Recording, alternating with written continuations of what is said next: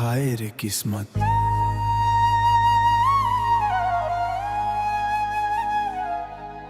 जेकरा खातिर सब कुछ छोड़नी उहे आज छोड़ के चल गइल।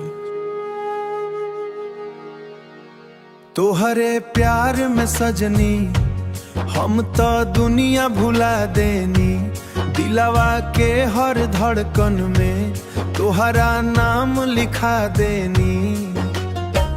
बाकिर तू बेवफा निकललू, अखिया में आंसू भर गइलू।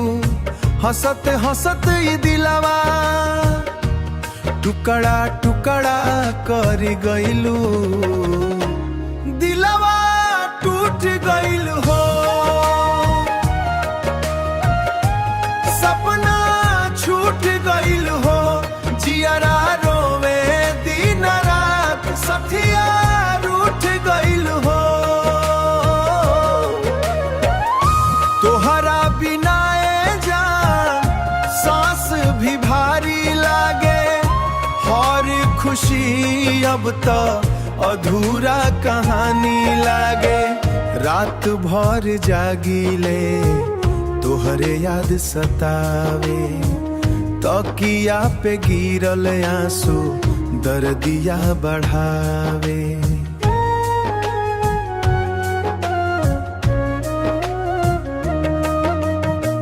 जे हाथ पकड़ के कहलस कभी ना छोड़ब साथ, आज उहे छोड़ गइल बिच राह में हाथ।